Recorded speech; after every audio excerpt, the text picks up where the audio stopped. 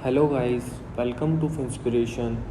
Kindly like and subscribe to our channel. So Finspiration में आपको finance से related, motivation related and investment related videos मिलेंगी। आज की वीडियो में आपको पैसे कहाँ निवेश करना चाहिए ये पता पड़ेगा। वीडियो को लास्ट तक ज़रूर देखें बिकॉज जब आप वीडियो को लास्ट तक देखेंगे तभी आपको पूरी इन्फॉर्मेशन हर चीज़ के बारे में पता पड़ पाएगी।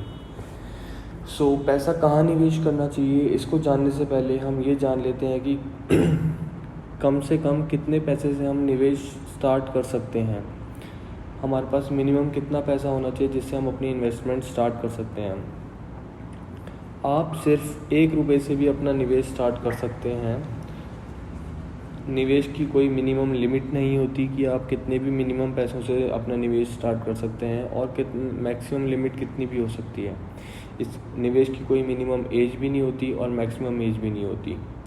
बट आपको कोशिश यही करनी चाहिए कि आप इन्वेस्टमेंट जितना जल्दी हो सके उतना जल्दी स्टार्ट कर दें, क्योंकि आप जितना जल्दी निवेश स्टार्ट करेंगे आपको उतना ज़्यादा रिटर्न मिलेगा।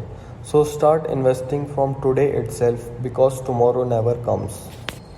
Now where to invest money, हमें अपना पैसा कहाँ निवेश करना चाहिए। आज के समय में लोगों के पास पैसा तो है बट उसका करेक्ट यूटिलाइजेशन हर किसी को नहीं पता। हमको ये नहीं पता होता कि हम अपना पैसा निवेश कहाँ करें, क्योंकि सेक्टर्स इतने ज़्यादा हैं, कोई हमको इन्फॉर्मेशन नहीं है कि किस सेक्टर में कितना बेनिफिट हमको मिल सकता है। Is it a good choice to keep money in bank, क्या ये एक बहुत अच्छी चॉइस मानी जाएगी अगर हम अपना पैसा बैंक में निवेश करके रखें। According to me it is a big no, because bank आपको इंटरेस्ट प्रोवाइड करता तो है बट आपको इन्फ्लेशन के अकॉर्डिंग इंटरेस्ट प्रोवाइड नहीं करता। सपोज़ करिए आपने 1 लाख रुपए बैंक में निवेश करे आज, तो 1 साल बाद आपके उस 1 लाख की वैल्यू, अगर बैंक आपको 4% रिटर्न दे रहा है तो उस 1 लाख की वैल्यू लगभग 1,04,000 रुपये हो जानी चाहिए। मगर इन्फ्लेशन आपका बढ़ रहा है ऑलमोस्ट 7% के हिसाब से। तो आप जब 1 साल बाद देखेंगे तो उस 1 लाख की वैल्यू 1 लाख नहीं रह जाएगी या फिर 1,04,000 नहीं होगी, केवल 97,000 वैल्यू रह जाएगी 1 लाख। तो so that is why in keeping money in bank is not good at all. FD fix deposit में क्या हम पैसे रखें तो वो एक अच्छी चॉइस है। फिक्स डिपॉजिट में आपको जो रिटर्न मिलता है वो केवल 6 से 7% का मैक्सिमम टू मैक्सिमम रिटर्न मिलता है। मोस्टली आपको 4 to 5% का ही रिटर्न मिलेगा, बट इन रेयर केस आपको 6% का रिटर्न अगर मिल गया तो चांस की बात है, अगर मिल जाए तो उसमें भी आपका जो पैसा ग्रो कर रहा है वो इन्फ्लेशन के हिसाब से ग्रो नहीं कर पा रहा है। इन्फ्लेशन 7% से ऊपर बढ़ रही है और आपको जो रिटर्न FD में मिल रहा है वो केवल से 4%, 5% और रेयर केसेस में 6% मिल रहा है। सो investing money in FD is also not a good choice. So next is gold. क्या गोल्ड में अगर हम पैसा निवेश करें तो वो एक अच्छी चॉइस मानी जाएगी? जी हाँ, बिल्कुल। गोल्ड में निवेश हमेशा से एक अच्छा निवेश माना जाता है बिकॉज गोल्ड एक लिमिटेड रिसोर्स है अर्थ पर एंड उसकी डिमांड अनलिमिटेड है। तो उसका पैसा हमेशा बढ़ेगा ही बढ़ेगा बिकॉज उस चीज़ की डिमांड हमेशा मार्केट में हाई रहेगी और उसका जो सप्लाई है मार्केट में वो हमेशा कम रहेगी। तो डिमांड एंड सप्लाई के हिसाब से उसका पैसा हमेशा ग्रो करेगा। आज से लगभग 10 से 15 साल पहले गोल्ड का रेट आज के रेट से आधे से भी कम हुआ करता था, बट आज जो गोल्ड का रेट है वो बहुत ज़्यादा है। आने वाले 10 साल बाद गोल्ड का रेट डबल होगा और ऐसे करते करते ही गोल्ड का रेट हमेशा बढ़ता जाएगा।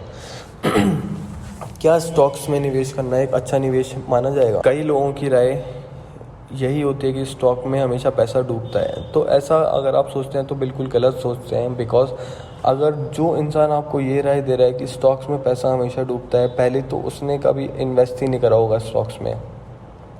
दूसरी बात, हमेशा जब भी आप स्टॉक्स में इन्वेस्ट करें तो पूरी इन्फॉर्मेशन गैदर करें उस स्टॉक के बारे में आप पढ़ें कि उसकी इन डेप्थ नॉलेज लें, तभी आप किसी भी स्टॉक में निवेश करें।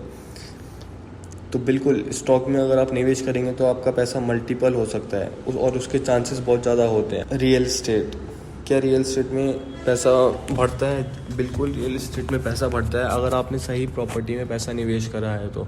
जहाँ पे आपको लग रहा है कि डेवलपमेंट होने के चांसेस बहुत ज़्यादा हैं, तो अगर आप वहाँ पे पैसा निवेश करेंगे तो आपका पैसा प्रॉपर्टी में बिल्कुल इंक्रीज़ होने के चांसेस हैं। आपको क्या लगता है 500 रुपये 1 करोड़ रुपए में बदल सकते हैं? The answer is big yes, with the help of compound interest. Compound interest, जिसको हिंदी में चक्रवृद्धि ब्याज भी बोलते हैं, इसमें आपको ब्याज के ऊपर ब्याज मिलती रहती है। फॉर्मूला आपको स्क्रीन पे ऑलरेडी दिख रहा है। इसमें 3 गवर्निंग फैक्टर्स रहते हैं। एक होता है पी, जिसका मतलब होता है प्रिंसिपल, आप कितना अमाउंट हर महीने, हर 6 महीने में या फिर हर साल जमा कर रहे हैं। दूसरा रेट ऑफ इंटरेस्ट, आपको उसके ऊपर कितना मिल रहा है। तीसरा टाइम, जो कि सबसे इम्पॉर्टेंट रोल प्ले करता है इसमें। जितने लंबे समय तक आप अपना पैसा निवेश करते रहेंगे आपको उतने ज़्यादा रिटर्न्स मिलेंगे। मैं बार बार इस चीज़ को बोल रहा हूँ because time plays crucial role in investment. Always start your investment at early age so that you can get maximum return. आप में से कई लोगों ने SIP के बारे में सुना होगा। SIP सिस्टमेटिक इन्वेस्टमेंट प्लानिंग होती है।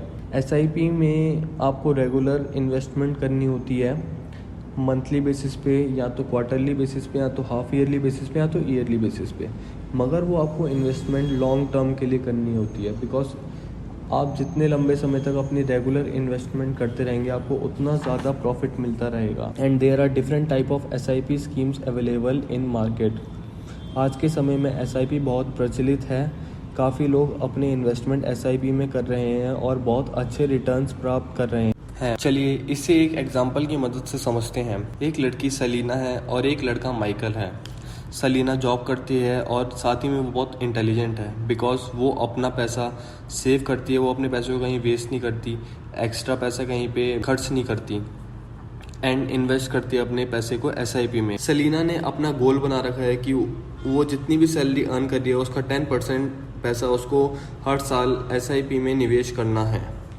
वो अपना इन्वेस्टमेंट 25 साल की उम्र में करती है स्टार्ट और 34 साल की उम्र तक लगातार हर साल $5,000 डालती रहती है SIP में। जब वो 35 ईयर्स की हो जाती है तो वो अपना इन्वेस्टमेंट बंद कर देती है। वहीं दूसरी तरफ माइकल है जो उसका फ्रेंड होता है बहुत पुराना, और वो इन्वेस्टमेंट स्टार्ट नहीं करता। वो इन्वेस्टमेंट की जगह अपने पैसे को शॉपिंग में खर्च करता है, आउट स्टेशन ट्रैवल करना बहुत पसंद करता है और अलग अलग तरह के उसके खर्चे होते हैं जिसमें वो अपने पैसे को खर्च कर देता है।